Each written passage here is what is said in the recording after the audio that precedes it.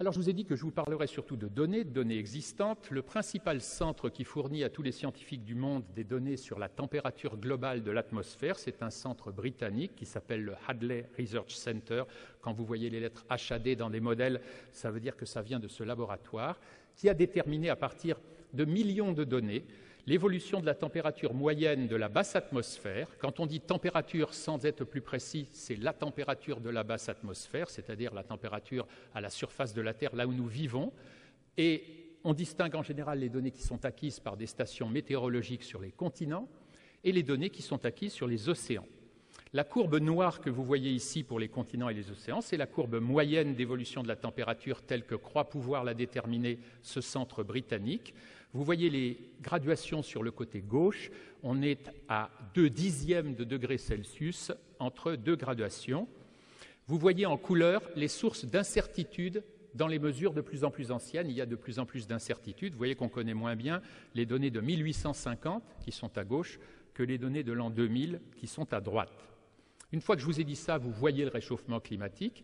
Vous voyez qu'à cause de l'incertitude sur les continents, on ne voit guère d'évolution de 1850 à 1975 à peu près, mais à partir de 1975, on voit que depuis 30 ans, la température des continents a l'air de monter. La présentation ici rend la chose vertigineuse. Vous voyez que l'amplitude totale est de 0,6 degrés Celsius. Il est évident que c'est quelque chose que vous n'êtes pas capable d'estimer ou de sentir avec votre corps et avec les capteurs dont la biologie nous a équipés, mais c'est quelque chose de significatif quand on fait une moyenne à l'échelle du globe entier. Ce qui est surprenant, c'est qu'alors qu'on a des centaines de stations météorologiques depuis 150 ans sur les continents et qu'on a une incertitude assez large, ce laboratoire anglais nous dit que dans les océans, vous le voyez, l'incertitude est beaucoup plus faible. Et beaucoup plus faible en 1850. Vous voyez qu'on déterminait la température moyenne des 2/3 de la surface du globe. Je vous rappelle que l'océan, c'est les 2/3 de la surface du globe, avec presque la même précision qu'aujourd'hui avec tous nos satellites et tous nos bateaux qui sillonnent les océans. Et je vous avoue, pour être clair, que ça me laisse absolument pantois, d'autant plus que ces chercheurs ont eu l'honnêteté de montrer sur quel type de données s'appuyaient ces courbes. Alors voilà deux diagrammes un tout petit peu plus compliqués. Le diagramme du haut vous représente le nombre de cellules à la surface de la Terre dans lesquelles on a des données. Comment est-ce qu'ils ont fait cette base de données moyenne? Ils ont découpé la Terre en carrés de 500 km de côté. Dans chaque carré, ils ont regardé s'il passait pour les océans un bateau, et ils ont regardé toutes les données à l'intérieur d'un carré par mois. Donc il suffit qu'il y ait un bateau qui ait jeté un seau d'eau, qu'il ait remonté à bord, qui ait mis son thermomètre dedans et qui ait consigné ça dans son livre de bord une fois pour un mois donné d'une année donnée, pour qu'il y ait une donnée. Vous voyez bien évidemment que depuis 150 ans, le nombre de données a cru énormément. Avant 1900, vous voyez que le chiffre est inférieur à 500. Ça veut dire en gros que les 2/3 de la surface de l'océan du monde n'ont aucune donnée, aucun mois de l'année. Si vous regardez la courbe du dessous, ça n'est plus les carrés dans lesquels on a donné, c'est le nombre de données qu'on a. Vous voyez évidemment monter ce chiffre à travers le XXe siècle. Vous voyez qu'avant 1900, on avait très peu de données. Et donc, je suis tout à fait étonné qu'avec si peu de données et les 2/3 de l'océan du monde qui ne sont pas couverts, on puisse penser qu'on connaissait en 1850 la température avec cette précision-là. Alors, ce que nous avons fait avec mes collègues, c'est que nous avons demandé aux chercheurs de ce centre de nous donner leurs observations pour que nous puissions les vérifier, les retravailler et mieux comprendre comment ils avaient fait. À notre grande surprise, ceci nous a été refusé. Ça fait 4 ans qu'on a fait cette demande et à ce jour, nous n'avons toujours pas ces données. Les chercheurs britanniques sont prêts à nous donner les données travaillées telles qu'elles apparaissent là, elles donneront toujours le même résultat. Mais les données d'origine qui sont derrière, c'est-à-dire toutes les données de tous les bateaux dans chaque carré de 500 km de côté, eh bien c'est considéré comme une propriété privée et il nous est conseillé de refaire la totalité du travail mené par cette trentaine de chercheurs depuis 30 ans si nous voulons vérifier nous-mêmes les choses.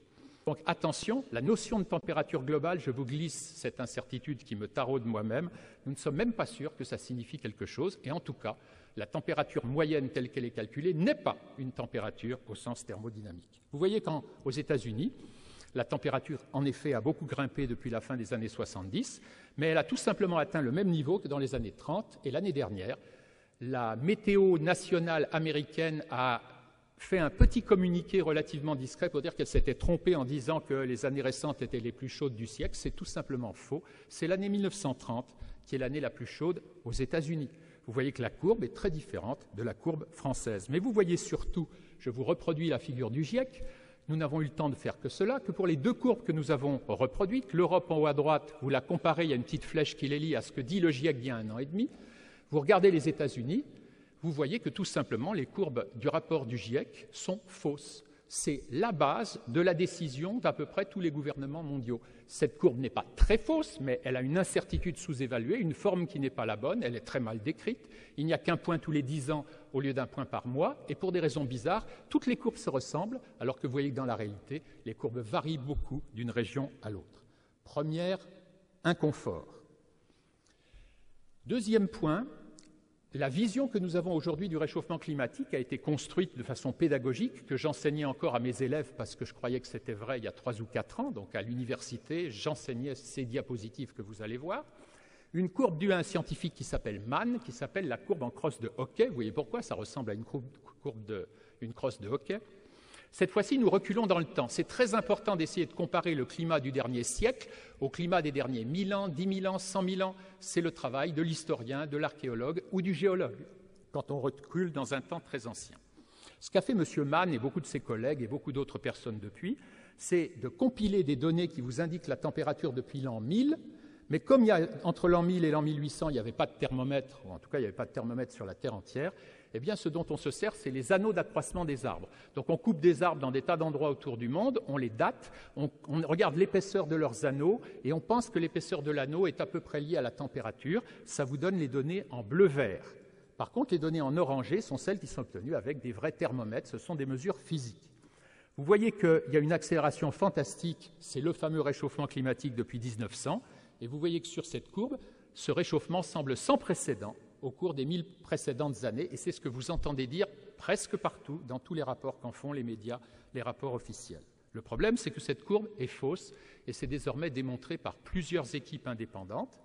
L'équipe que vous voyez en haut ici, dirigée par M. Moberg, qui fait partie du même centre de recherche anglais qui fabrique les courbes et qui a publié dans la revue Nature, donc il n'y a vraiment pas de problème par rapport à cela, eh bien, il s'est aperçu qu'il y avait une erreur fondamentale dans la courbe de Mann, que j'ai reproduite en dessous, c'est que les anneaux d'accroissement des arbres, quand la température change très vite, les anneaux changent très vite d'épaisseur, donc ils enregistrent bien les variations rapides de la température, mais quand vous avez 70 ans où il fait très chaud ou très froid ou très sec ou très humide, l'arbre s'adapte, et donc il élimine les signaux de longue période.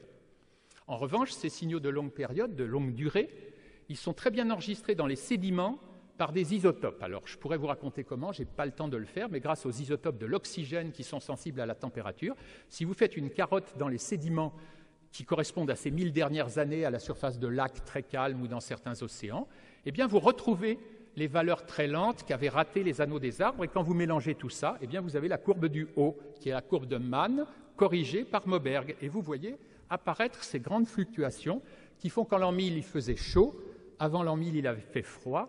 Entre l'an 1000 et 1870, il y a une période très froide qu'on a appelée le petit âge glaciaire, et vous voyez notre réchauffement actuel qui est incontestable, mais qui n'a plus du tout la même amplitude. Il est un peu plus fort, semble-t-il, dans cette courbe que les températures de l'an 1000, mais pas si différent que ça. Et pour ceux d'entre vous, il y en a beaucoup ici sans doute qui le connaissent, c'est l'immense travail historique depuis 40 ans du professeur Leroy-Ladurie qui a regardé le prix de la vigne, les dates des récoltes, le prix du blé, et qui, grâce à ces indicateurs indirects de la productivité agricole, a reconstitué le climat de l'Europe et a trouvé en effet qu'un optimum climatique avait existé au Moyen-Âge et qu'il y avait eu un petit âge glaciaire et que nous étions en train de sortir de ce petit âge glaciaire. Donc oui, nous nous réchauffons, oui, nous sortons d'un petit âge glaciaire, mais tiens, est-ce que la température actuelle est si différente que cela de la température d'il y a 1000 ans? Eh bien, je vais vous montrer un résultat un peu dense, mais extrêmement récent, un papier qui vient de sortir, qui est très important, par un spécialiste suédois des arbres, qui a repris la base des données des anneaux d'accroissement des arbres, il a étudié 600 arbres, dans laquelle il a étudié non seulement l'épaisseur des anneaux, mais en faisant passer ces tranches de bois aux rayons X, comme quand vous passez aux rayons X chez le médecin, il a mesuré la densité. Et il a montré que la densité des arbres est un bien meilleur indicateur de la température que l'épaisseur des anneaux. Regardez les deux courbes en bas à gauche de ma figure. Je vais vous les expliquer rapidement. On a aligné tous ces arbres en fonction de leur âge à eux. C'est-à-dire qu'à gauche, vous avez la naissance de l'arbre et à droite, vous avez 300 ans. Donc ce sont des arbres, pour la plupart d'entre eux, qui ont vécu 300 ans. Et la courbe que vous voyez en haut, eh bien, c'est la courbe de réponse au cours de l'âge d'un arbre, de la façon dont il fait évoluer la densité de son bois. Vous voyez que cette courbe est plate, ça veut dire que la densité du bois connaît fort peu l'âge de l'arbre. Un arbre jeune fabrique un bois de la même densité qu'un arbre vieux. En revanche, la courbe du dessous, qui a cet énorme pic à gauche et qui descend vers la droite, eh bien, c'est l'évolution des épaisseurs d'anneaux. Un arbre jeune fabrique des gros anneaux, un petit arbre fabrique de petits anneaux. Et ce dont s'est aperçu M. Grudd, c'est que ces anciennes courbes, comme celles de tous ses collègues, avaient une quantité d'arbres trop jeunes dans les périodes trop récentes. Et le résultat, eh bien, c'est la courbe que vous voyez ici, la courbe noire qui est en dessous, qui court depuis l'an 500 jusqu'à l'an 2000. Donc vous avez 1500 ans d'histoire. La courbe en noir, c'était la courbe de M. Grudd et de tout le monde, à peu près, avant de s'être aperçu de cette erreur fondamentale due aux arbres jeunes qui font des anneaux trop gros. Quand vous corrigez de cet effet et que vous travaillez avec la densité, qui est une bien meilleure observation, et très peu de laboratoires dans le monde l'ont fait, c'est une des rares études qui existent, la courbe noire devient la courbe bleue.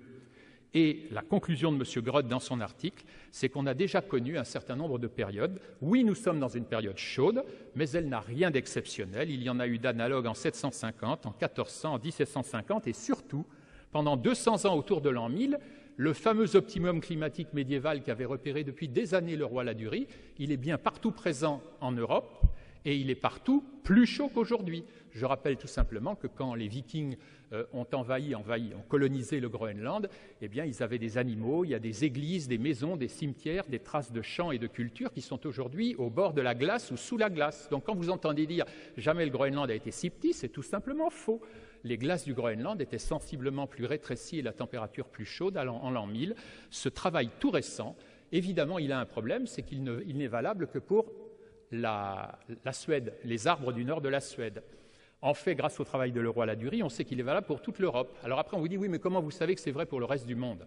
Le problème, c'est que toutes les autres courbes sont faites de la même façon et que dans les courbes anciennes, ce sont ces mêmes données de l'Europe qui donnaient leur poids à l'apparente accélération du réchauffement climatique. Donc je pense que ces dernières données, vraiment, scellent la fin de la célèbre courbe de Mann, qui pourtant a été dans les années 80 le déclencheur pédagogique de l'alerte rouge sur le réchauffement climatique. Eh bien, ils ont pu remonter jusqu'à 400 000 ans, c'est ça que représente la courbe, à gauche c'est moins 400 000 ans, à droite c'est le présent. Dans les bulles, ils ont mesuré la teneur en gaz carbonique et grâce toujours aux isotopes de l'oxygène dans la glace, ils ont mesuré la température. Vous avez la courbe bleue pour la température, la courbe rouge pour le gaz carbonique. Vous retrouvez ce résultat absolument remarquable et fondamental. Ce sont les ères glaciaires. Tous les 100 000 ans, il fait chaud, puis tous les 100 000 ans, on rentre dans une période de froid. Le froid, c'est vers le bas, vous voyez les températures. On rentre dans le froid pendant 80 000 ans de façon erratique et lente. On en sort très rapidement. Nous vivons en ce moment à la sortie du dernier interglaciaire, une période qui a commencé il y a 18 000 ans. La totalité du développement de l'humanité, de sa richesse, de son existence, des cultures que nous connaissons, c'est la conséquence du dernier réchauffement climatique depuis 18 000 ans, grâce aux déglaciations. Nous ne l'aurions pas connu si nous étions dans les températures d'il y a 20, 25 ou 30 000 ans. À l'époque, cette figure a eu un effet pédagogique énorme. Vous allez voir que, quand j'aurai fini ma phrase, vous aurez honte, comme moi, de vous être laissé piéger par la logique cachée derrière ce diagramme, par la partie fausse de cette logique. En effet, on voit que la corrélation est si bonne qu'on se dit, bah oui, gaz carbonique, température, et on a dans la tête, gaz carbonique entraîne température. Le problème, c'est que ces courbes à l'origine n'étaient pas connues assez précisément pour qu'on sache si elles s'étaient produites en même temps ou si l'une était avant l'autre, c'est-à-dire si l'une était la cause de l'autre. Mais la réponse, elle n'est pas très compliquée, sauf que mon engin s'est arrêté, voilà. C'est que les glaciations, eh bien, il y a un certain temps que nous savons qu'elles sont dues, nous le savons depuis M. Milankovitch, dans les années 20, 30, 40, des travaux remarquables, nous savons que c'est dû à de faibles variations de l'orbite de la Terre sous l'effet des planètes, et en particulier des planètes géantes. Pour la loi de Newton de la gravitation, nous devrions, si nous étions seuls dans le système solaire, décrire une parfaite ellipse autour du Soleil. Mais comme il y a d'autres planètes, elles viennent nous gêner un peu, et l'ellipse subit des modifications. En haut, vous voyez ce qu'on appelle l'effet d'excentricité. L'ellipse s'allonge ou se raplatit à tous les 100 000 ans. C'est la cause principale des glaciations de 100 000 ans, des 4 glaciations que nous venons de connaître successivement. Il y a d'autres variations. Vous savez que l'axe de rotation de la Terre est incliné sur le plan de l'écliptique, sur le plan de l'orbite de la Terre. Eh bien, cette inclinaison, elle varie légèrement. Et puis d'autre part, l'axe tourne, c'est ce qu'on appelle la précession. L'orientation de la planète change tous les 41 000 ans, la précession fait un tour tous les 23 000 ans. C'est ça qui fait que l'étoile polaire est aujourd'hui l'étoile polaire, mais que vous savez, il y a 23 000 ans divisé par 2, c'était je ne sais plus quelle étoile qui était notre étoile polaire, ce n'était pas l'étoile polaire. On retrouve maintenant toutes ces variations de façon extraordinaire quand on est géologue dans les sédiments, quand on y fait attention. Si vous allez au sud de la Sicile, eh bien, il y a une région, une très belle plage qui s'appelle Punta di Maiata, où vous verrez ces alternances extraordinaires de couleurs, alternativement rose, blanc, gris, blanc, rose, blanc, gris, blanc, rose, blanc, gris, blanc, et il y en a des dizaines et vous pouvez les compter. On sait maintenant que chacune de ces alternances, c'est la trace d'un cycle de 23 000 ans de précession des équinoxes, qui fait que de temps en temps le climat est plus chaud ou plus froid. En gros, quand il est froid, les sédiments sont gris, quand il est chaud, les sédiments sont rouges, et c'est ça qui crée les alternances que vous voyez là. Mieux encore, si vous regardez la plage d'un peu loin, vous avez des personnages qui marchent sur un banc au milieu pour vous donner l'échelle. Vous voyez des dizaines de ces alternances, mais vous voyez en plus, elles sont numérotées, hein, j'en ai marqué quelques-unes en rouge, mais vous voyez surtout se découper sur le fond de la mer des petits ressauts de falaises blanches. Eh bien, qu'est-ce que c'est ça? C'est tout simplement des maximums de la densité du carbonate de calcium qui a été modulé par les variations de 100 000 ans et de 400 000 ans. Donc vous voyez l'histoire des variations de l'orbite de la Terre sur un tel affleurement géologique. Et des travaux beaucoup plus fins que les travaux d'origine sur ces carottes de glace de l'Antarctique ont finalement montré que les deux courbes, la rouge et la bleue, vous ne pouvez pas le voir sur celle-là, mais il y a des publications récentes qui le montrent de façon beaucoup plus détaillée, eh bien c'est la courbe du CO2 qui suit de quelques siècles à quelques milliers d'années la courbe de température. Il n'y a plus de doute, dans les carottes de glace de Vostok, les augmentations et les baisses de la concentration de l'atmosphère en gaz carbonique sont la conséquence des variations de température et non pas leur cause. C'est assez évident que les orbites de Milankovitch qui changent tous les 100 000 ans changent l'éclairage de l'atmosphère, la chauffent plus ou moins.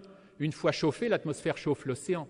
L'océan a dissous du gaz carbonique comme une bouteille d'eau Perrier. Vous le chauffez, il ressort son gaz carbonique. Vous le refroidissez, le gaz carbonique rentre dedans. Tandis que la causalité inverse qu'on avait cachée dans la tête, ça voudrait que changer le gaz carbonique change la température et que changer la température, ça change l'orbite de la Terre et les effets de Jupiter et d'Uranus. Vous voyez qu'on s'est laissé embarquer dans une analogie à laquelle, en tout cas je dirais pour moi, j'aurais dû faire plus attention depuis longtemps. Avec la courbe de Mann désormais fausse, avec cette courbe-là désormais de causalité inversée, les deux arguments clés des 20 premiers ans des rapports du GIEC, qui sont quand même la température du globe, même si vous le verrez, il y a d'autres choses, eh bien, ils sont tous les deux tombés. Chaque fois qu'on analyse quelque chose, on trouve des choses comme ça. Alors, souvent, et on verra dans le débat, les gens me disent « oui, mais la glace, oui, mais les ours polaires, oui, mais les glaciers du Kilimandjaro, oui, mais le niveau des mers ». Et à chaque fois, quand on dit bah, « la température, ça ne marche pas », on dit « oui, mais regardez autre chose ». Et une des grandes caractéristiques de ce débat sur le réchauffement climatique, c'est que quand vous trouvez un truc qui ne colle pas, on vous dit d'aller regarder ailleurs. Et c'est assez curieux, je vous montre simplement une chose très importante pour le réchauffement climatique, c'est le niveau des mers. Une des conséquences dont vous avez tous entendu parler, c'est la hausse du niveau des mers avec les catastrophes que ça va engendrer. Je vous dis ici que la probabilité que ça engendre des catastrophes dans le siècle qui vient est extrêmement faible. Et je vous montre cette courbe qui crève les yeux, il n'y a pas besoin d'être mathématicien. Voilà l'élévation récente du niveau des mers, en haut à gauche, de 1880 à l'an 2000. Vous voyez, j'ai aidé votre regard en traçant une droite, que de 1900 à l'an 2000, y compris la petite courbe rouge que vous voyez en haut à droite, c'est les mesures depuis qu'on a des satellites qui sont hyper fines, encore meilleurs qu'avant. Avant, on avait des marégraphes. Il doit bien y avoir un marégraphe pas loin de Nantes. En tout cas, il y en a un à Brest, il y en a un à Marseille, il y en a dans le monde entier. On les a tous intégrés pour obtenir cette valeur. Vous voyez que le niveau de la mer s'est mis à accélérer vers 1900, mais que depuis 1900, il suit une courbe rigoureusement plate. Il n'y a pas la moindre trace d'accélération. Or, dans la deuxième moitié du siècle, nous dégageons beaucoup plus de gaz carbonique que nous n'en dégagions à la fin du XIXe siècle. Donc, extrapoler cette courbe, qu'est-ce qu'ils font les gens? Ils oublient ce que je viens de vous montrer. Comme le petit morceau de 20 ans en bas à gauche, il est plat, on vous trace une courbe de façon un peu parabolique, et après, hop, elle fiche le camp et on vous prévoit une augmentation extraordinaire pour le siècle qui vient. Il me paraît raisonnable de dire que dans le siècle qui vient, l'augmentation de niveau de la mer sera probablement du même ordre qu'elle a été dans le siècle dernier. Vous la lisez à droite, 20 cm, et que si ça accélère vraiment, ça fera peut-être 40. D'ailleurs, c'est dans les prédictions du GIEC, 40.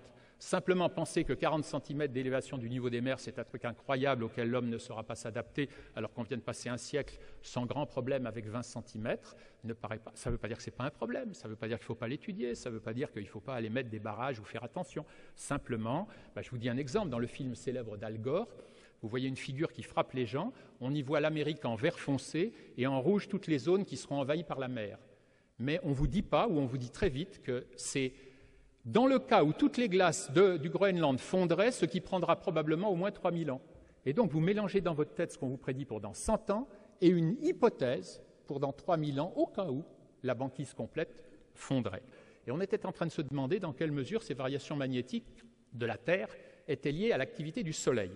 Et donc on a regardé sur le XXe siècle, encore une fois une courbe qui va de 1900 à gauche à 2000 à droite, nous avons regardé les variations du champ magnétique dans 2 observatoires, l'un en Alaska, l'autre en Écosse, pour prendre des endroits très distants. Ce sont les courbes bleues et vertes. Vous voyez que ces courbes magnétiques, purement des observatoires terrestres, elles grimpent jusqu'en 1950, elles chutent jusqu'en 1970, elles remontent jusqu'en 80-90, et elles retombent depuis les années 90, depuis 10 ans environ. Quand on regarde l'activité du Soleil, on a la courbe violette. Alors celle-ci ne démarre qu'en 1950, mais je peux vous assurer que vous auriez la même qualité de corrélation avec des données qui commencent à partir de 1900. Vous voyez qu'il y a une chute, une recroissance et une redécroissance qui vont ensemble. Ce n'est pas une grande découverte. Ça nous montre que la variabilité du champ magnétique dans les observatoires du monde dépend directement de l'activité du Soleil. On le savait, on le montre plus finement qu'avant, mais ce n'est pas très nouveau. Ce qui était nouveau pour nous en 2005, quand nous avons sorti ça, c'est qu'on a mis par-dessus une des versions de la courbe globale de température que vous avez maintenant vue plusieurs fois. Elle est en rouge. Donc on a pris une courbe de M. Jones, toujours le centre du Hadley Research Center. On s'est dit, tiens, ça ne colle pas parfaitement, mais c'est marrant, la température monte jusque dans les années 40, descend jusqu'en les années 70, monte après. Mais en revanche, ce dont on est aperçu, c'est qu'à partir de 1985, on a l'impression que la température est vraiment en train de monter, alors que toutes les indications du Soleil et du champ magnétique descendent. Donc il y a 4 ans, notre conclusion était, tous les gens qui dans les premiers rapports du GIEC ont dit que le réchauffement climatique commençait en 1850, chose qu'ils ont corrigée dans l'avant-dernier rapport du GIEC qui disait que c'était 1950, eh bien nous pensons que s'il y a un réchauffement climatique anormal, ce qui est tout à fait possible, il ne semble se dégager qu'à partir des années 80. Avant, les variations accompagnent tellement bien les variations du Soleil que penser que le Soleil en est responsable, comme il l'a été des cycles de Milankovitch et de tout ce qui s'est passé avant dans l'histoire de la Terre, n'a pas l'air déraisonnable. Depuis, nous avons travaillé sur de nombreuses données, de plus en plus nombreuses, et nous avons 4 ou 5 études qui sont sur le point d'être publiées, dans lesquelles nous ne cessons de trouver une extraordinaire coïncidence entre des indicateurs du Soleil et des indicateurs de la température, alors qu'à la date d'aujourd'hui où je vous parle, l'écrasante majorité des climatologues continuent à se demander si le cycle du Soleil a une influence sur la température. Eh bien, nous répondons clairement oui. Grâce à des méthodes mathématiques de traitement du signal, c'est ça que nous avons apporté, nous étions spécialistes de ça. Et c'est pour ça qu'on a pu mettre le nez dans ce domaine. On savait le faire sur des données magnétiques, ce n'est pas plus difficile de le faire sur des données de température. Et vous voyez ici des courbes assez intéressantes. La courbe en rouge, c'est la variabilité de la température à long terme dans 50 stations météorologiques de l'État de Washington et d'Oregon aux États-Unis. Une fois de plus, ça descend jusqu'en 70, ça monte jusqu'en 80, ça descend depuis. Et dessous, vous avez 2 indices de l'activité solaire. À gauche, c'est le nombre de taches du Soleil. À droite, c'est la variation du champ magnétique dans un de ces observatoires. C'est même un observatoire en Écosse. Donc, si vous regardez les 2 courbes de droite, la bleue, c'est le Soleil mesuré en Écosse, et la rouge, c'est la température mesurée dans l'État de Washington, au nord-ouest des États-Unis. Donc vous voyez que cette corrélation est tout à fait frappante. Depuis, on s'est rapproché de chez nous, et on a fait ça sur l'Europe. Et je vais m'attarder seulement, vu l'heure, sur la dernière courbe, à droite, qui est les meilleures stations que nous avons, toutes les stations météo de Hollande. Pourquoi est-ce qu'on les a prises? Parce que la Hollande a des stations qui publient leurs données beaucoup plus rapidement qu'ailleurs, ce qui fait que vous voyez, quand on fait l'Europe entière à gauche, la courbe rouge des températures s'arrête en 1990, tandis qu'avec les stations de Hollande, on est capable d'aller presque jusqu'à début des années 2000. S'il manque des données aux 2 bouts, c'est parce que nos méthodes de filtrage nous obligent à éliminer les données des bouts pour effet de bord. Mais la chose essentielle, c'est que vous voyez que plus on travaille, plus cette corrélation entre quelque chose qui ne connaît que la température et quelque chose qui ne connaît que le Soleil est d'une corrélation absolument éblouissante. Et qui plus est, vous voyez que depuis les années 90, ça descend. Et donc on peut aller plus loin que nous ne pouvions aller il y a 4 ans. Il y a 4 ans en disant, tiens, la température continue à monter, pourtant le Soleil et le magnétisme descendent. Ben non, la température, elle descend. Et si vous regardez la dernière donnée dont on parle fort peu dans les journaux du Centre mondial de données, regardez le dernier petit segment. Quand on vous dit que les 10 dernières années sont les plus chaudes, patati patata, c'est les plus chaudes par rapport à une certaine période donnée, mais l'année la plus chaude, c'est 1998, et depuis 10 ans, la température, en moyenne, décroît. Il y a 10 ans qu'on est dans la décroissance de température, après 30 ans de chaud, 10 ans de froid, etc. Vous voyez que ça ne reproduit absolument pas l'évolution du gaz carbonique, en tout cas depuis 10 ans. Alors peut-être que ça va reprendre, mais il faudrait qu'on nous explique la raison de ces variations qui, au contraire, vous le voyez, suivent pas à pas le Soleil.